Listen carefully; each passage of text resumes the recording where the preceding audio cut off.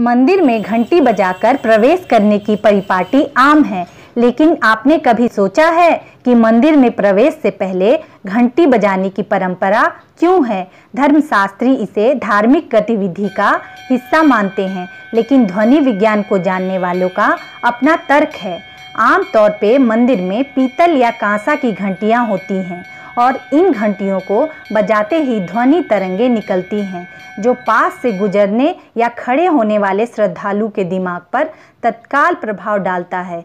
जब आप मंदिर में प्रवेश कर रहे होते हैं तो आपके दिमाग में कई बाहरी गतिविधियां चलते रहती हैं और उन गतिविधियों के साथ ईश्वर के प्रति केंद्रित होकर ध्यान लगाने में मुश्किलें आती हैं। जब आप घंटी बजाते हैं तो एक साउंड इको करता है, जो सीधा आपके दिमाग को स्टिम्युलेट करता है और आपके दिमाग से बाहरी बातें निकल जाती हैं। विज्ञान के अनुसार घंटी बजाने के वैज्ञानिक कारण क्या हैं?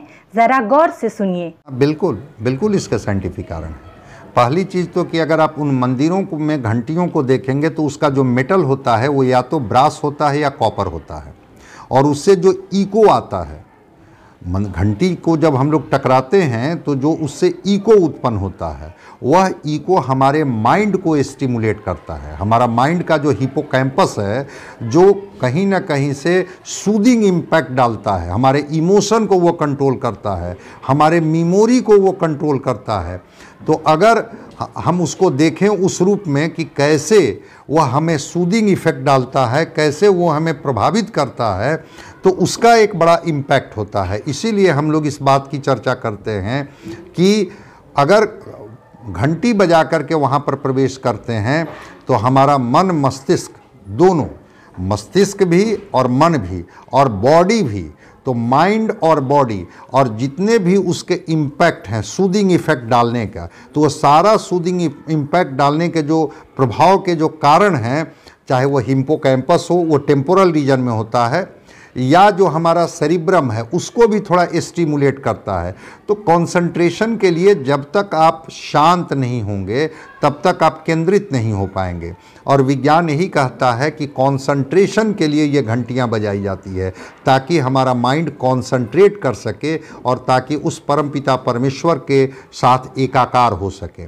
इसलिए वैज्ञानिक कारण यही है कि कंसंट्रेशन के लिए वो घंटियां बजाई जाती है, ताकि वो हमारे हिपोकैम्पस को स्टिमुलेट कर दे, और जब वो स्टिमुलेट होगा तो फिर हमें सूदिंग इफेक्ट डालेगा, हमारे इमोशन पर कंट्रोल होगा। बहुत सारे भाव लेकर के लोग प्रवेश करते हैं, और विज्ञान कहता है हमारा ब्रेन जब उस तरह से सूदिंग इम्पैक्ट में चला जाएगा, हिपोकैम्पस हमारे इमोशन को कंट्रोल कर लेगा, तो फिर हम उस भाव को भूल जाएंगे जिस भाव को लेकर के प्रवेश कर रहे हैं, और तब कंसंट्रेट होकर के हम पूजा कर पाएंगे। धर्मशास्त्र के अनुसार घंटी बजाने के पीछे मान्यता यह है कि हम ईश्वर का ध्यान अपनी ओर केंद्रित करते हैं।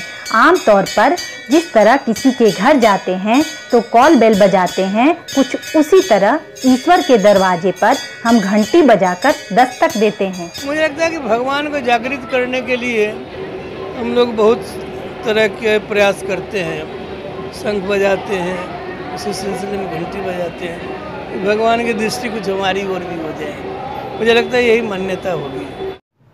अब आपको समझ में आ गया होगा कि मंदिर में घंटी बजाना कितना उपयोगी है। यदि हम किसी के घर का बेल बजाते हैं तो बेल बजाते ही उसके प्रति केंद्रित हो जाते हैं। विज्ञान भी ध्वनि तरंग से केंद्रित होने का हवाला देता है।